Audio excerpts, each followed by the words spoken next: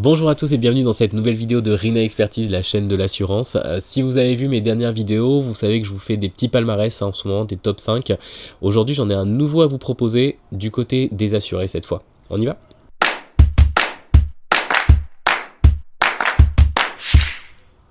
Et oui, on va parler aujourd'hui des assurés. Pourquoi ? Parce qu'en fait, il n'y a pas que du côté des voleurs qu'il y a des gens malhonnêtes. Faut savoir que la garantie vol, c'est une des garanties où il y a le plus de fraude à l'assurance, avec des gens qui font des fausses déclarations ou qui profitent de s'être fait voler quelques petites choses pour en rajouter beaucoup d'autres. Donc aujourd'hui, moi, ce que je vais vous faire, c'est mon top 5 des pires fraudes que j'ai vues. Faut savoir que la fraude à l'assurance, c'est quand même quelque chose qui peut se détecter assez facilement. Et savoir que si l'assurance a la preuve ne serait-ce que d'un objet qui n'a pas été volé, vous perdez tout droit à votre indemnisation, y compris pour tous les autres dommages. Et s'il y a des gros dégâts immobiliers, ça peut être un sacré bordel. Et après, vous avez de grandes chances de vous faire résilier par votre compagnie d'assurance. Sans transition, on commence avec mon 5e fraudeur, c'est celui qui a tout simplement inventé son vol de bijoux. Alors en fait, ça s'est passé comment ? Il y a une maison qui a été visitée, forcée, une baie vitrée, les voleurs ils ont fouillé, ils sont repartis avec une dizaine de bijoux. Jusqu'ici, tout va bien. J'arrive sur place, ils n'ont pas de facture pour les bijoux, c'est normal, c'est des cadeaux, c'est machin. Donc ils m'ont fait des photos avec les bijoux, on voyait en gros plan, tout va bien. Parfait, c'était imprimé. Donc moi je dis ok merci, sauf que moi j'aimerais bien les avoir en numérique parce qu'on perd de la qualité à l'impression. Donc je leur demande gentiment de me les envoyer par mail. Ils me les envoient le soir même, le lendemain au bureau je fais juste une minuscule vérification, je regarde la date de prise de vue des photos. Parce que ça c'est quelque chose qui se vérifie informatiquement très facilement. Donc les photos en fait elles avaient été prises 2 jours après le cambriolage.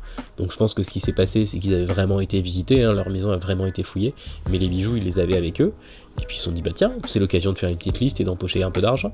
Donc ils ont pris en photo tous leurs bijoux, ils nous ont donné ça tranquillement en pensant ça va passer, et voilà.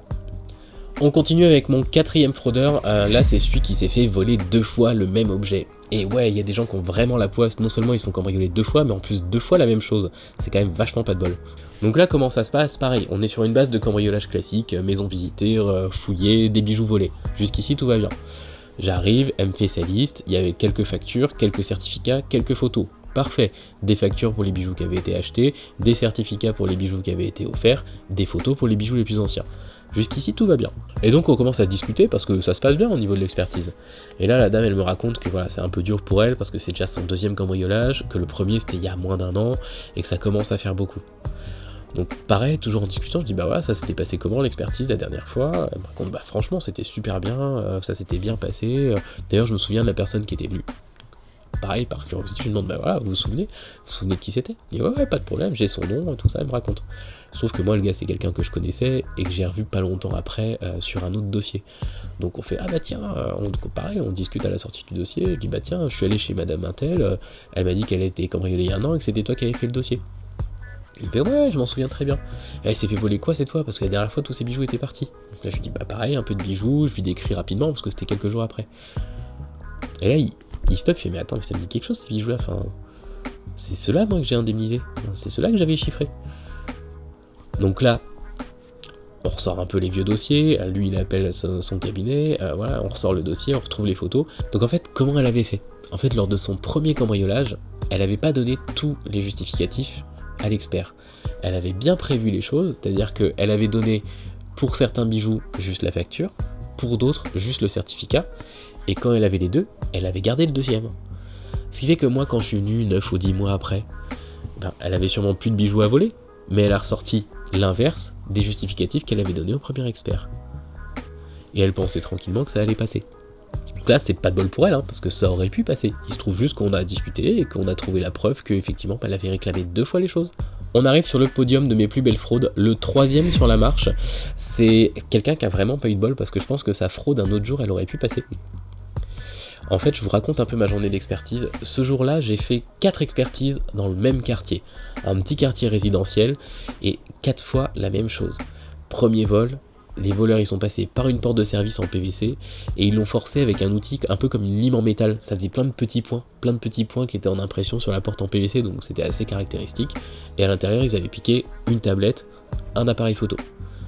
2e vol, pareil, porte en PVC du garage, les mêmes traces petits points, vol d'une tablette, d'un ordinateur portable. 3e vol, porte de garage, les mêmes traces, vol d'une tablette. 4e vol, on va faire le tour, je vois que c'est les mêmes traces, et le type commence à me raconter, Voilà, il commence à me dire vol d'une tablette et d'une vingtaine de bijoux.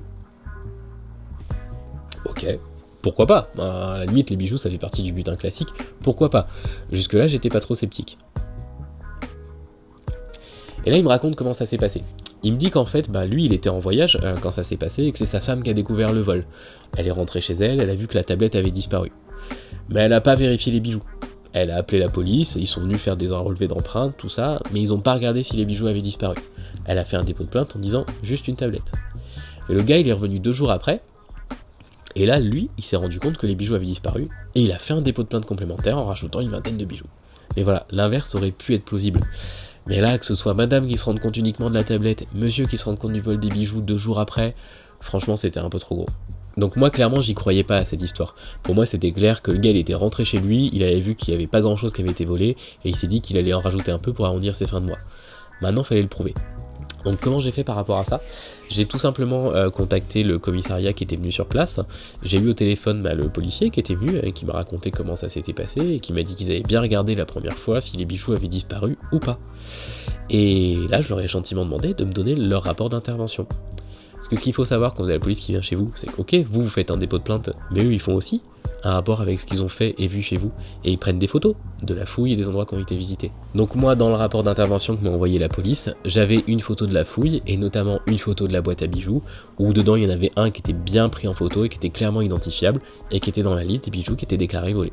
Donc là, on a pu clôturer ce dossier sans aucune indemnisation, et pareil, l'assuré a été résilié à la fin d'année par sa compagnie d'assurance. Le deuxième sur mon podium, c'est celui qui a été vraiment trop gourmand et qui a fini par se faire avoir pour un objet à 30 €. Je vous situe un peu les faits, c'est une maison qui a été vraiment intégralement retournée, hein. Une grande maison, c'était une famille de 7 personnes, donc il y avait beaucoup de pièces, beaucoup de biens à l'intérieur.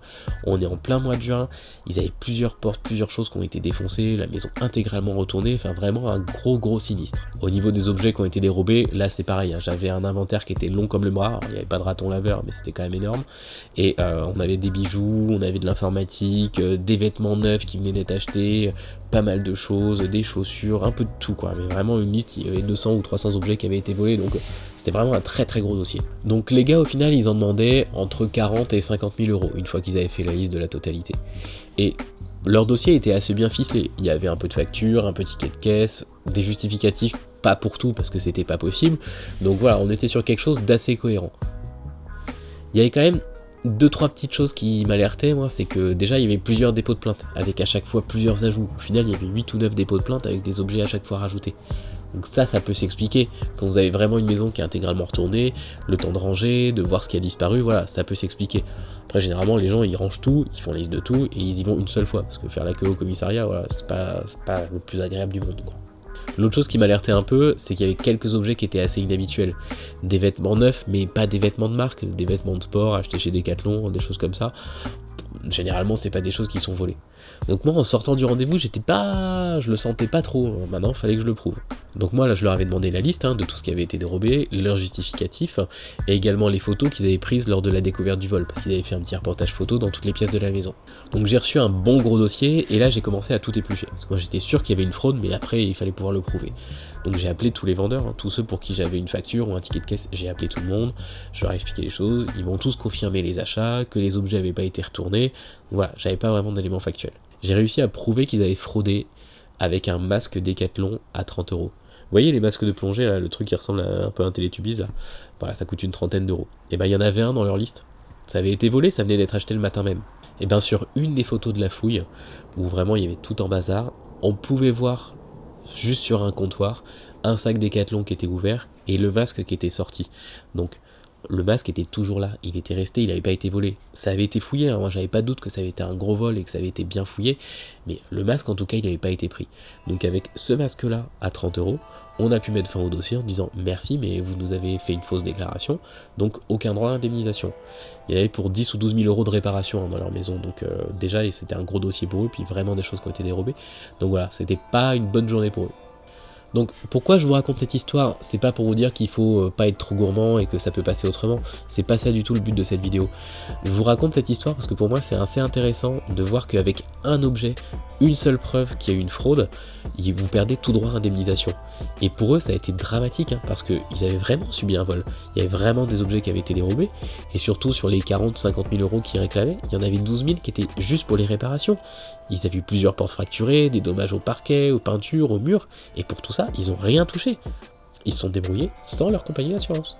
Bon, on y va pour mon grand gagnant, celui qui a la plus grosse fraude que j'ai jamais déjouée.